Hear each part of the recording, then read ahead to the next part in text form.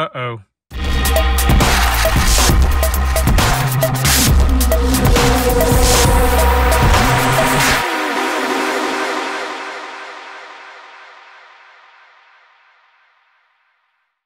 Hey guys, welcome back to the channel. I know it's a hard time in the world right now. It looks like everybody's on quarantine, staying home and social distancing, and I've been doing the same. I'm fortunate enough to have a job where I can actually work from home and do most of my stuff at home, even though, you know, after about a week or two now, we're starting to get low on our backlog. So, you know, all of us are kind of cutting back our hours and, you know, making our projects and budgets last. So I haven't driven the car in a while, and the battery died on me when I went to start it after about 5 days of not driving it. So I figured it was about time for a new battery, so I'm going to be doing a battery change out today.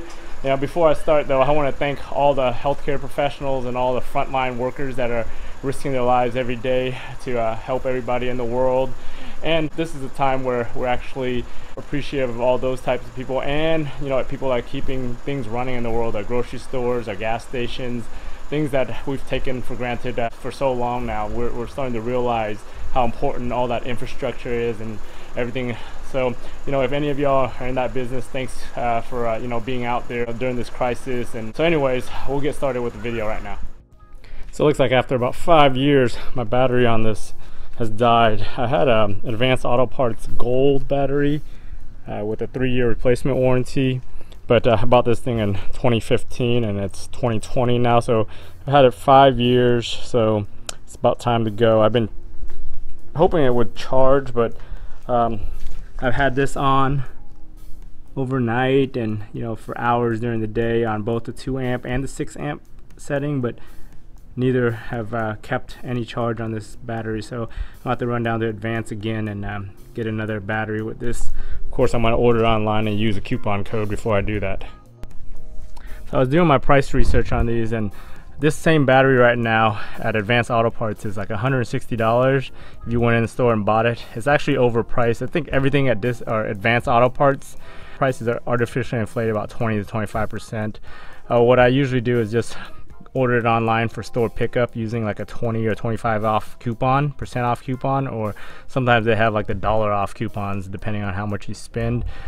So I think right now they've got a 25% off coupon, so this makes it about 120 bucks for this. I also looked at the Walmart one, which their gold version of this, which is the same gold, or the max version, the EverStart Max.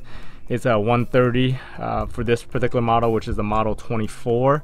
The funny thing is the 24F, which must be a more common battery, because the difference between the 24 and 24F is the terminals are switched around. So the 24F is generally used in the Camrys, the Siennas, and a lot of other Toyotas. That thing is only like $90-something at Walmart, but it's the same exact battery because they're all made by Johnson Controls. For this particular one, I think I'm gonna go in Optima, just the Redtop starter battery.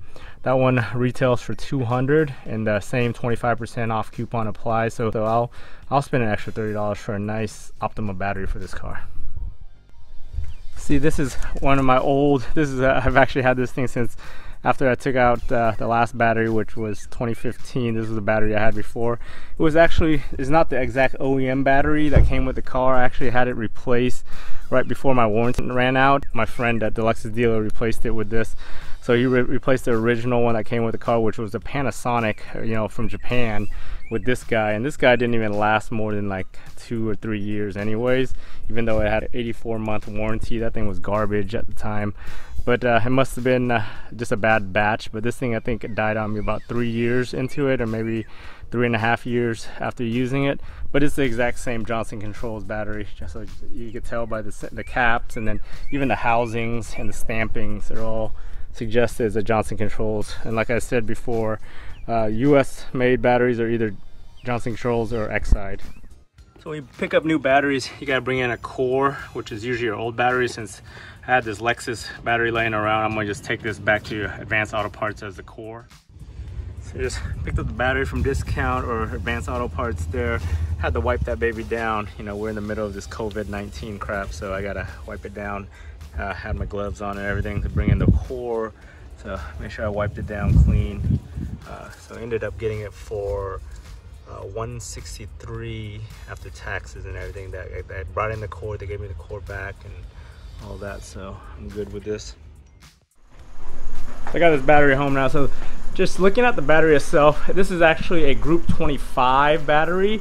Our cars, the 2IS, uses a Group 24 battery, just a standard 24, not the 24F. So the difference between the 24 and 25 is the height of the battery. So this battery is actually shorter by the size of this spacer right here. So anytime you get an Optima or just even any 25 battery, you're going to need the spacer to actually jack you actually put it underneath the thing, and then it sits on top of here to get the battery up to the level you need it to in the car. So that's what that's really for. So this is a Optima battery. It says it's distributed by Claros, but I think that's just another shell company that Johnson Controls uses, because I'm pretty sure Johnson Controls bought Optima back in the day and they own it, because it's distributed out of Milwaukee, Wisconsin, which is where Johnson Controls battery plant is located. So you can see, and this one right now it's March, the end of March, almost April of 2020. So this battery was manufactured in February of 2020. That's what this right here stands for, the 220 that comes with it. And these batteries also come with these non-spillable codes right here. So this is a manufacturer date code and the serial number for this battery, which is needed when you do that. If this battery fails, Optima will send you a brand new one within the 3-year warranty period.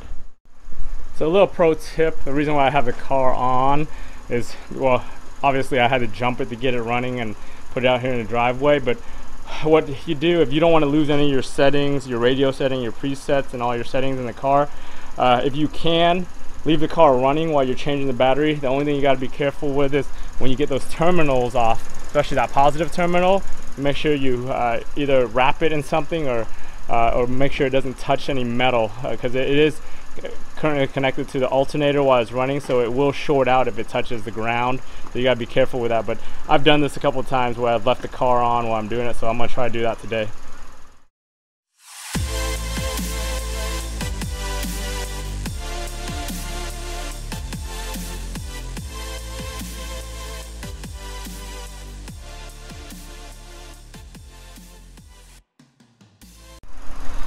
So I took that little tray out.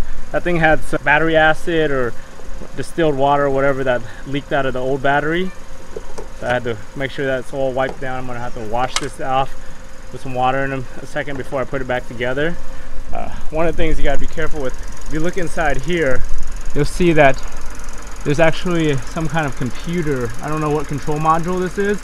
I'm assuming it's probably like the power steering module or one of those modules down here, but it's in a kind of a bad location, because if a battery ever leaked down into it, it would actually destroy that thing and corrode it if it's not sealed properly. You can see there's a bolt right here that's starting to corrode already from that whatever was leaking down there. So you gotta make sure that's all cleaned out once in a while.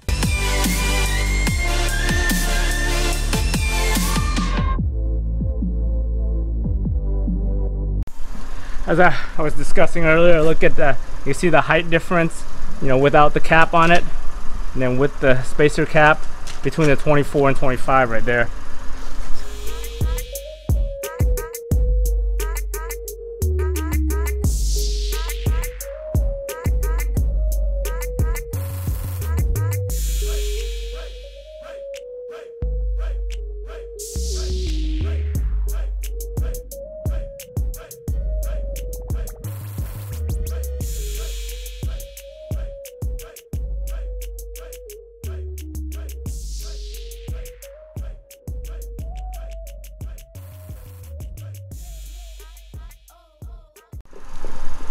You guys saw me struggling with that.